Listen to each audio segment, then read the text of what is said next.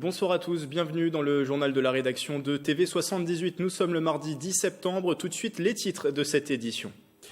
Des mesures pour mettre fin à la grève des urgences publiques qui sévit depuis 6 mois. La ministre de la Santé Agnès Buzyn a présenté hier un pacte de refondation, décryptage et réaction en plateau avec notre invité Bernard Landais, secrétaire FO au centre hospitalier de Mantes-la-Jolie. Une enveloppe de 160 millions d'euros allouée au collège. Le département des Yvelines présentait hier à Bréval ses principaux investissements. 70 opérations de réhabilitation, davantage de numérique parmi les nouveautés de la rentrée. Et puis c'était cet été la halle du marché de Maurepas ravagée par les flammes. Ce week-end, pour la première fois depuis l'incendie, les commerçants étaient réunis place Jacques Riboud. Reportage. Et on parlera aussi tout à l'heure des 20 ans d'une association de Guyancourt à pas de géant.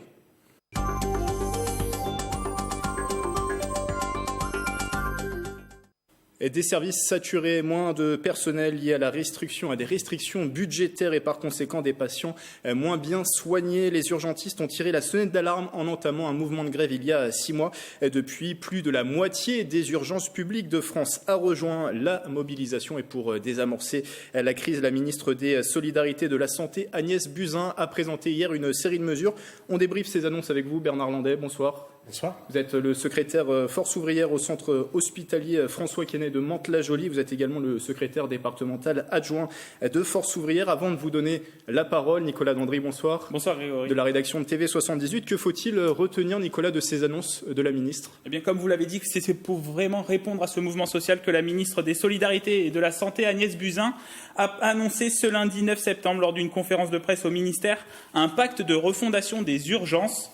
Ce plan sera financé à travers une enveloppe de 750 millions d'euros, un financement et une mise en œuvre des dispositifs prévus sur 3 ans. Écoutez la ministre Agnès Buzyn. Nous avons voulu nous appuyer sur ces expériences de terrain pour proposer un plan d'action global qui va donner à chaque territoire, à chaque établissement, ses leviers d'action. Des expériences de terrain issues d'un rapport, c'est ce que dit la ministre. Ce plan se décline en 12 mesures, à la fois en amont et en aval des urgences. La principale annonce, c'est la mise en place du SAS, entendez service d'accès aux soins, un service d'appel ou de prise de contact en ligne auprès d'un professionnel de santé pour conseiller et orienter vers la structure de santé adaptée. Une plateforme pour désengorger les urgences. Elle sera opérationnelle à l'été 2020 après une concertation avec les professionnels de santé. On a ensuite le développement de protocoles de coopération. L'idée, c'est d'assurer la prise en charge de patients par des professionnels de santé qui ne sont pas médecins. C'est par exemple la prescription de médicaments ou des examens médicaux réalisés par des pharmaciens. On peut aussi prendre l'exemple d'une entorse à la cheville prise en charge par un kinésithérapeute au lieu d'aller aux urgences. Enfin, on prend l'exemple aussi des conditions de travail des personnels des urgences qui font l'objet de mesures spécifiques, c'est-à-dire l'optimisation de leur temps de travail, le renforcement de leurs compétences. C'est le cas notamment pour les infirmiers qui pourraient avoir plus d'autonomie dans leur pratique au sein des urgences et une revalorisation salariale. On peut aussi mentionner la construction de nouvelles maisons médicales de garde, le renforcement des consultations sans rendez-vous ou encore un parcours spécifique pour les urgences destinées aux personnes âgées, des mesures destinées à améliorer l'activité des urgences et à apaiser le conflit social. Je vous fais réagir, Bernard Landais. Est-ce que ces mesures, cette série de mesures annoncées par Agnès Buzyn, est-ce qu'elles apaisent le conflit social ou pas du tout ? Il semblerait que les personnels, le collectif Inter-Urgence a eu son assemblée générale aujourd'hui. La grève est prolongée ?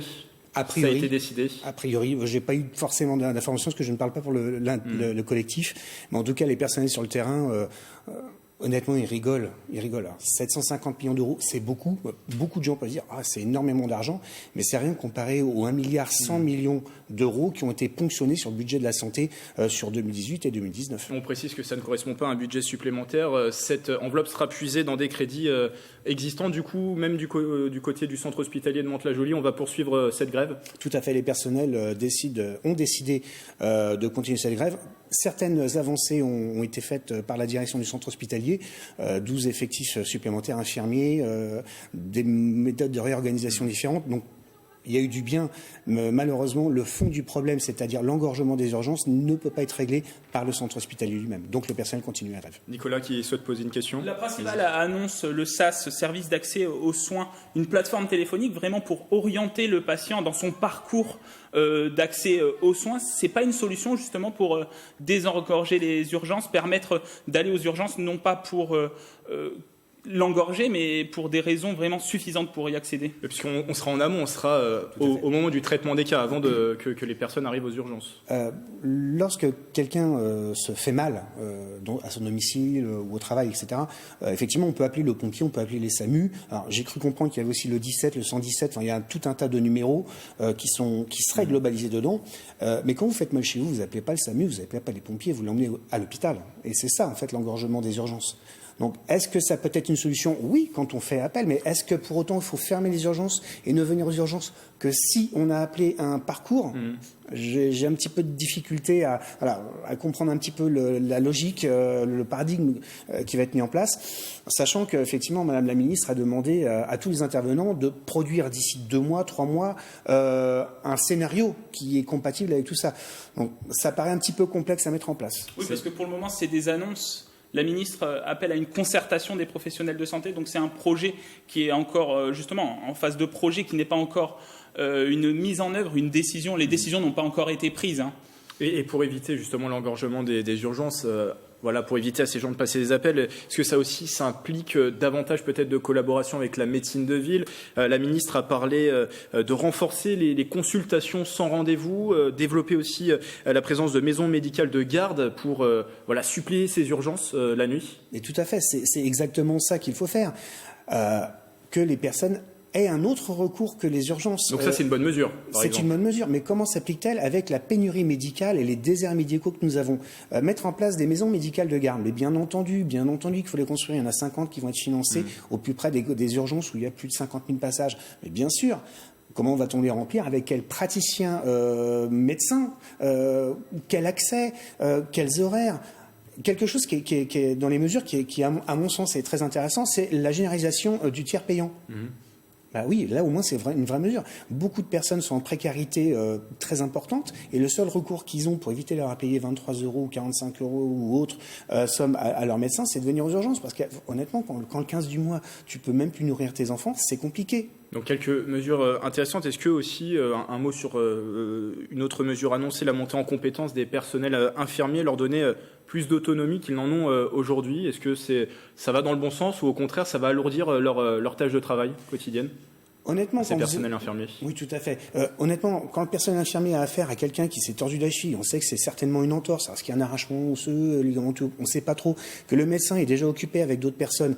Bah oui, effectivement, si on peut prescrire, comme à Bichat, prescrire une radio, que le patient aille faire sa radio, qu'on revienne, que le médecin, il a le cliché, hop, il prescrit tout de suite. Ça fait gagner du temps. Bah, bien entendu. Et ça peut effectivement désengorger les urgences. C'est ça, effectivement, qu'il faut faire. Après, dans quelle mesure c'est autorisé, dans quelle mesure c'est protocolisé? Une dernière question, Nicolas, parce qu'on arrive bientôt à la fin de cet entretien. Les infirmiers, par exemple, au centre hospitalier de Mantes-la-Jolie, ont les compétences pour exercer ce type d'activité, par exemple, prescrire justement un examen de radio, de scanner, d'IRM? Clairement, oui. Clairement, oui. Alors, IRM, scanner, attention, là, on est vraiment sur la recherche de pathologies très lourdes. Mais effectivement, une radio, en termes de petite traumatologie, prescrire effectivement un dafalgan quand on a mal, oui, là, les personnels ont les compétences. Quand vous arrivez aux urgences, vous avez quand même 2 à 3 mois de formation en binôme avec du personnel. On ne peut pas se permettre de confier nos concitoyens à des personnes qui ne sont pas formées. Donc oui, les personnels, quand ils sont en poste, ils ont les compétences. On a compris quelques bonnes mesures, mais une déception globale sur ces annonces d'Agnès Buzyn. Merci Bernard Landais d'être passé sur ce plateau. Je rappelle que vous êtes le secrétaire FO au centre hospitalier François Quesnès est à Mantes-la-Jolie. Merci Nicolas pour ce point d'information. Merci à vous. On reste à Mantes-la-Jolie où c'est confirmé, le nouveau collège de la ville ouvrira ses portes en 2021. La première pierre de cet établissement situé au cœur du quartier du Val-Fouré a été posée samedi. Il accueillera 600 élèves avec une classe de SECPA. Une ouverture qui ira de pair avec 2 fermetures de collèges vieillissants, Paul Cézanne et André Chénier, montant total du chantier 31 millions d'euros.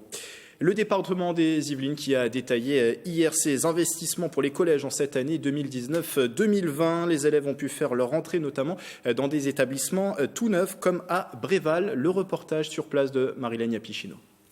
Ils disent c'est lumineux, c'est agréable, les sixièmes là qu'on accueille, ils sont très contents.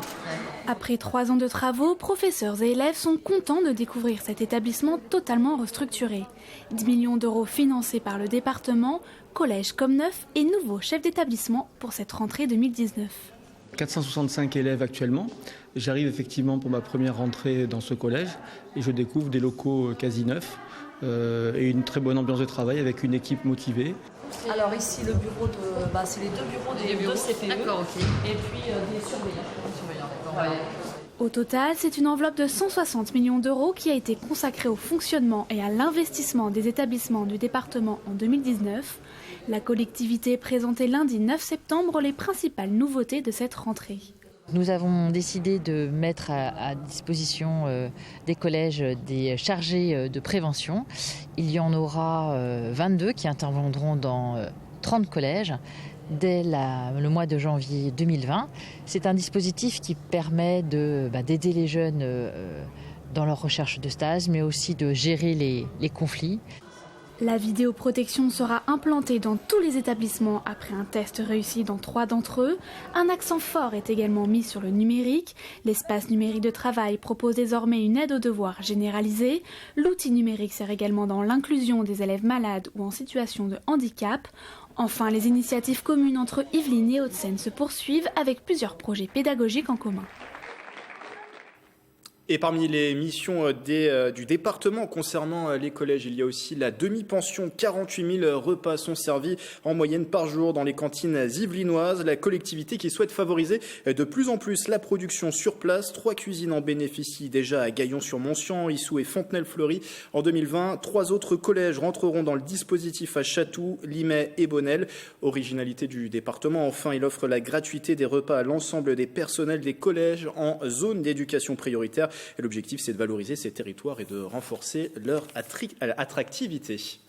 C'était le 31 juillet dernier, la halle du marché de Maurepas en proie aux flammes. Un incendie qui s'est déclaré et qui a ravagé le bâtiment datant de 1993. Depuis, la municipalité et les commerçants mettent tout en œuvre pour maintenir ce rendez-vous. Samedi, le marché s'est tenu place Ribou. Les détails avec ce sujet de Mélanie Poquet et de Maxime Abolin. De la halle du marché de Maurepas, n'y reste que la structure. Le feu a totalement détruit ce lieu incontournable de la commune. Depuis, des travaux de curage ont été effectués pour sécuriser les lieux. Suite à l'incendie, le rendez-vous du marché s'est tout de même maintenu cet été au square de la Marche. Un emplacement provisoire que les commerçants n'ont pas vraiment apprécié. Il a fallu faire aussi avec les moyens du bord, quelque part, d'installer sommairement les commerçants avec quelques petites problématiques liées à l'électricité, liées à l'emplacement où il y a le soleil par exemple.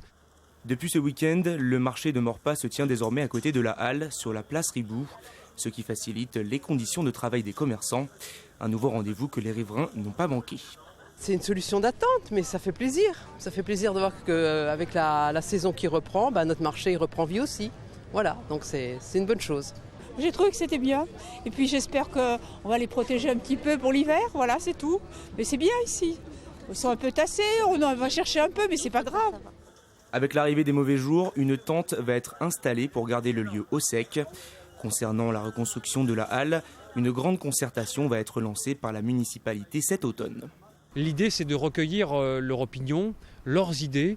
Et je l'ai écrit dans une lettre récemment. Est-ce qu'on doit reconstruire à l'identique ? Est-ce qu'on doit aussi s'inspirer de ce qui se fait ailleurs ? La réouverture de la halle du marché de Maurepas devrait se faire d'ici 2 ans. Au chapitre culturel, une association du territoire qui a 20 ans, à pas de géant, propose des ateliers de théâtre et d'improvisation aux enfants et adultes à Guyancourt. Pour en parler, 2 invités autour de la table. Alain Laurent, bonsoir. Vous êtes le cofondateur de cette association avec Stéphanie Nadeau qui n'a pas pu venir sur ce plateau. Il y a également Jessica Montero avec nous. Bonsoir. Vous êtes animatrice des ateliers théâtre pour enfants, également membre du groupe d'improvisation adulte. À pas de géant, c'est un acronyme, ça veut dire à Guyancourt sur des échasses des artistes du nouveau théâtre. 20 ans pour cette association, ça signifie quoi à vos yeux? On va peut-être poser la question à son cofondateur. Ça signifie une certaine fierté du point de vue de la longévité, et aussi qu'au final, la culture attire toujours, même si ses moyens diminuent. Est-ce que vous imaginez à l'époque qu'elle durerait au moins 20 ans, cette association ? Pas du tout. Pas du tout.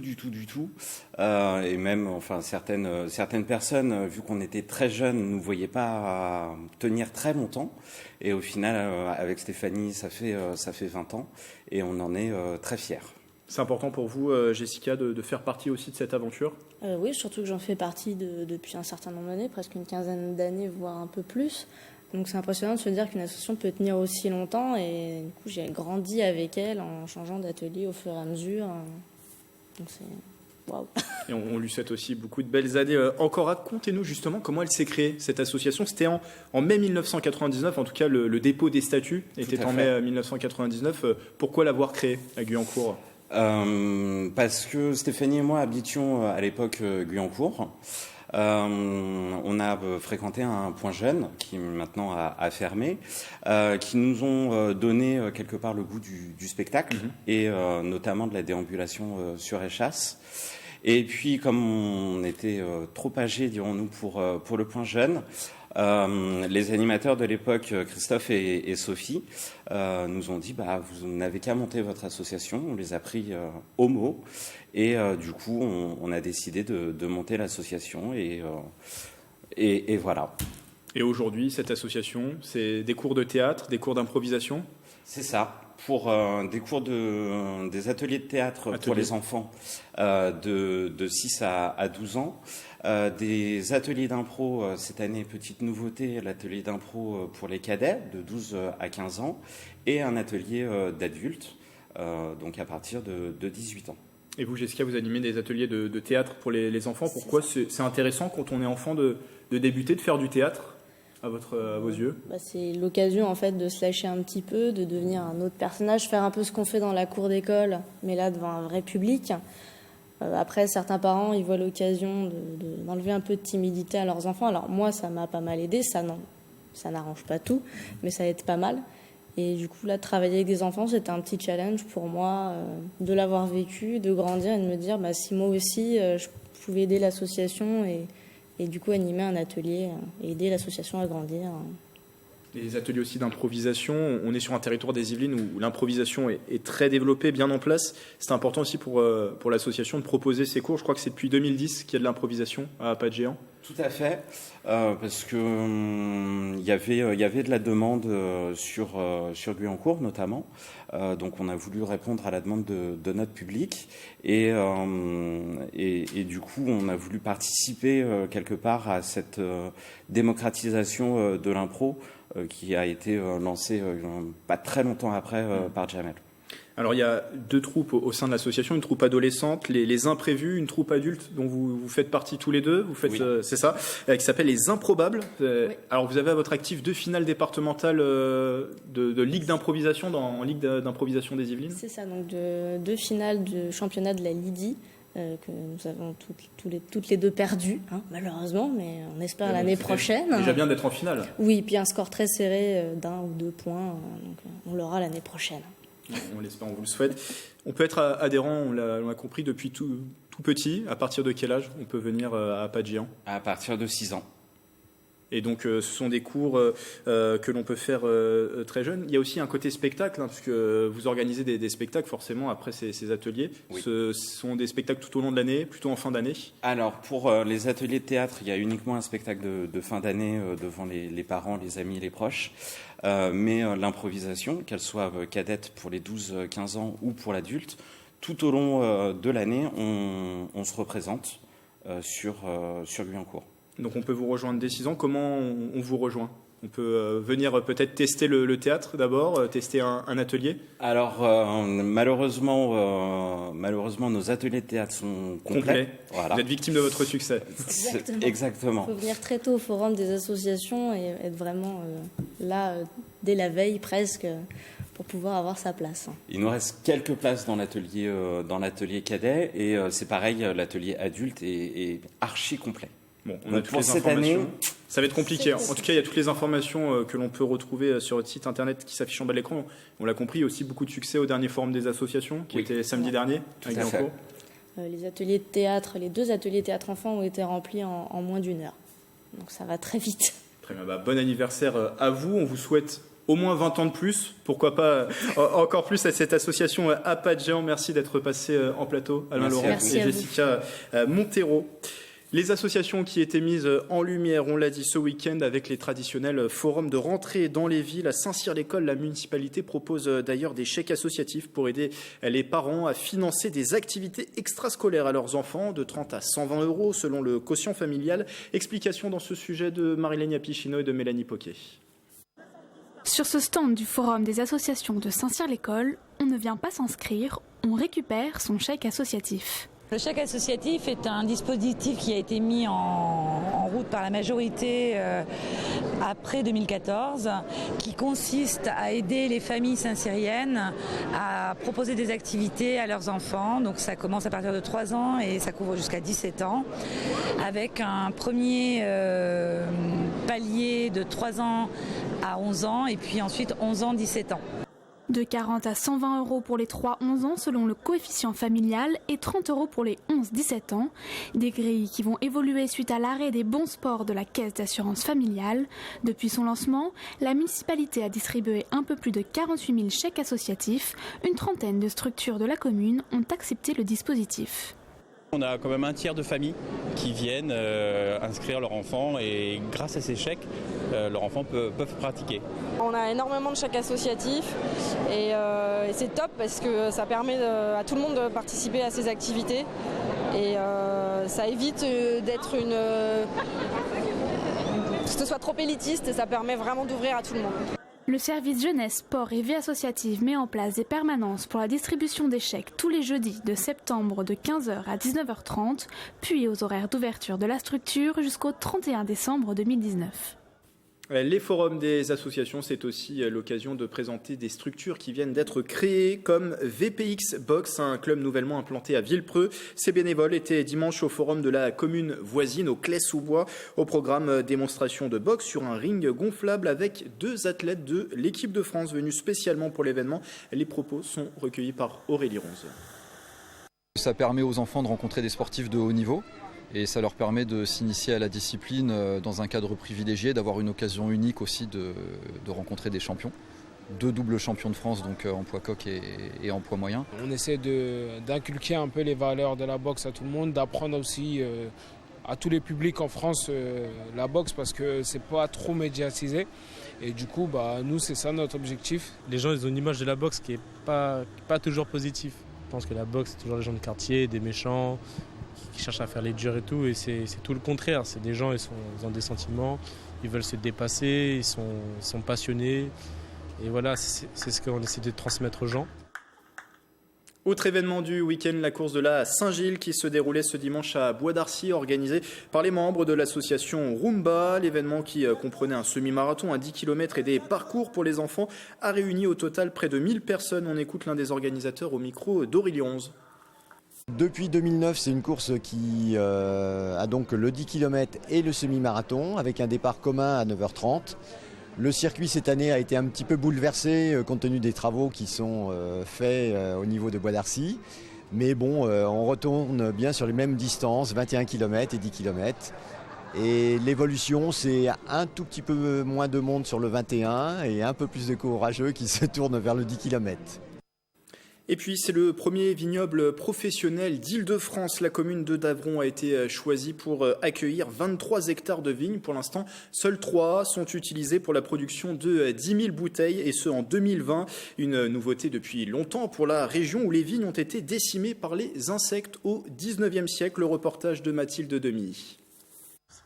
Qu'il soit blanc, rouge, sucré ou amer, le vin fait son grand retour en Île-de-France.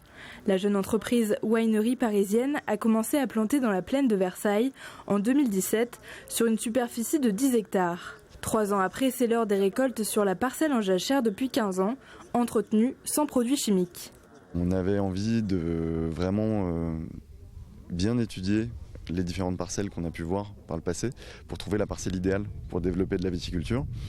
Et du coup, aujourd'hui, on est très satisfait parce qu'à 10 jours des vendanges, tous les indicateurs scientifiques nous montrent que les raisins sont bien mûrs, qu'on va obtenir des vins comme on les avait imaginés, qui vont être typiques de ce terroir, qui vont être des vins frais, élégants, avec un vrai style un petit peu à part. Pour le premier millésime, l'objectif est de 10 000 bouteilles, puis 150 000 dans 4 ans. Un challenge pour redonner aux Yvelines sa place dans la production viticole professionnelle française. Pierre Bédier, président du conseil départemental des Yvelines, s'enthousiasme sur le développement du terroir yvelinois. On voit toute une nouvelle génération qui souhaite faire de la transformation agricole, ce qui est très intéressant pour nos agriculteurs parce que ça maintient de la valeur ajoutée issue de l'agriculture dans le département. Les Yvelines, c'est un terroir. C'est un terroir patrimonial, c'est un terroir naturel, c'est un terroir cultivé. Chardonnay, Chenin, Pinot Noir et Merlot sont attendus en 2020. L'opportunité aux Yvelinois de redécouvrir les cépages incontournables sur un nouveau territoire. Avant de vous laisser, rendez-vous à ne pas manquer ce soir sur TV78, retour du 7-8 Culture, une émission qui a fait sa rentrée sous une nouvelle formule. Aurélie Ronze vous annoncera les principaux rendez-vous culturels des prochaines semaines. Et le 7-8 Culture à retrouver à partir de 18h30 ou sur tv78.com. Et puis toute l'équipe de TV78 s'associe à moi pour souhaiter la bienvenue au petit Maxime qui est né ce matin. Tous nos vœux de félicitations et de bonheur aux parents. C'est la fin de ce journal. Belle soirée sur TV78.